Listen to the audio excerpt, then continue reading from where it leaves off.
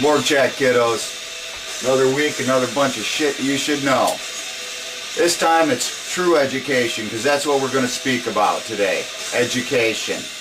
But before we do that, we want to remind you that Kilberry Unit News says that you should be at the Ritz next Saturday. Next Saturday, Kilberry will be up there doing their thing, doing a little morgue chat, and jamming out with Burn the Hearse, Hiatus, Black Dawn, Raising Cain, and Ever Disappear. Whatever that might mean, we'll ask them when we get there. Then on April 24th at the Ritz, Kilberry tears it up again, this time with our good friends Fall From Disgrace, MacArthur Street, with special guests 9/8 Stall and Dirty Whiskey. Hit up both of those shows, April 3rd and 24th. Now, time to learn, chillin', because you ain't doing it in your schools. There, they ought to have a freaking sign above the doors to your school saying, "We don't need no education. The dumbing down of America saga." That's what they're doing. Through the abolishment of personal thoughts on whatever it be, religion or politics. Now, let's take a couple things that used to happen when we went to school and what is happening now. Before, we were told, basically, to have thoughts, to think through everything, not to blindly, sheeple-like, follow their,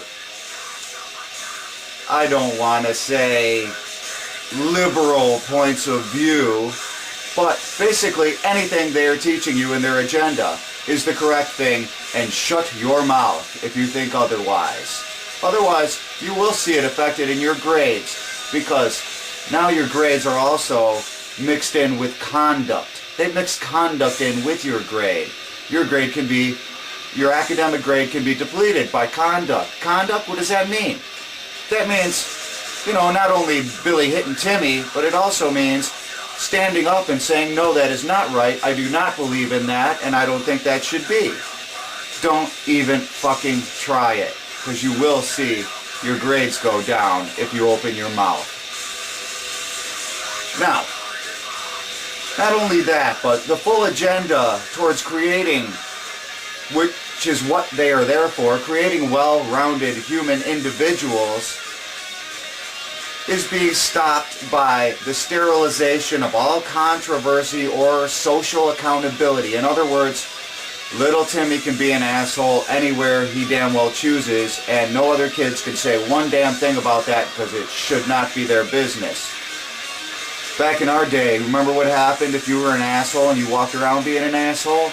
You got the shit kicked out of you, you got the snot kicked out of you behind the building, and some administrator would have to find you before next hour, bleeding profusely. And you know what? That teaches people social values. You don't be an asshole. But now you can't have that. You can't even have the threats of harm. No touching. No touching in schools. Now, we're also pushing, our fine education system is now pushing for the reduction in school days and or school hours. That way we can keep up with that asinine ratio of 3 administrative personnel to every freaking student. That is asinine. We don't need that. They're doing redundant jobs. I could see 1 per 3, but I cannot see 3 per 1. It doesn't make sense, and it's just a waste of money. Ow! Speaking of money, let us speak of money, shall we? Because I got some articles here that I've been pulling out of the Michigan papers. Now it seems like the Michigan legislature has approved $500,000 to be spent for changes in education policy. This means the hire of 13 new employees for a reform office, because they need a reform office, because federally it has been mandated that they need more administrators to do the same job as the other administrators, or maybe the other administrators are just tired of working and they need somebody to take that fucking shit over. And you think about it, that $500,000 that they started out with for those 13, that's just the drop in the bucket, because those 13 are going to need subordinates under them to do their jobs. Now you're just talking about 13 times 10, that's 130 new people. And this is all for the Obama race to the top money offered by the federal government. Yeah, we're in that. We're losing it, but we're going to still keep trying by spending money on stupid shit. Now, this will find out who the 5 to 10 deficient schools, percent of deficient schools are in Michigan, and have them taken over by the state. Think about that. The state that can't run itself, that ran itself into a huge billion-dollar deficit, is going to run your public schools directly. I want my kid going there. Now, they've already taken, Michigan State Legislature has taken $118 per student away from them this year. Even though we had the Stimulus 2 plan and the Jobs plan, the Jobs bill, to take care of this, to make sure that no one was laid off, to keep the teachers. That was all. That was all we got out of that Jobs bill, is keeping teachers in work that were already in work, not creating work. But guess what? Now we needed that, and we need $185 more per student taken away from them to keep teachers in work. What did you do with the fucking money? Please tell me what you do with the fucking money, because I would really like to know. Now, Granholm wants to expand help for schools by putting on a $500 million tax increase upon already existing service corporations, service companies like myself, small businessmen, that already pay way too many freaking taxes and are basically dumping money into our child's education that the state is not. But they will do this even though this same tax bill does not say in any definitive words that it will be used for education. Ha! Tricky words. Yeah, that's what our school is for, to make us learn words. Yet they use words to hide other words. It's funny, they don't teach our kids that.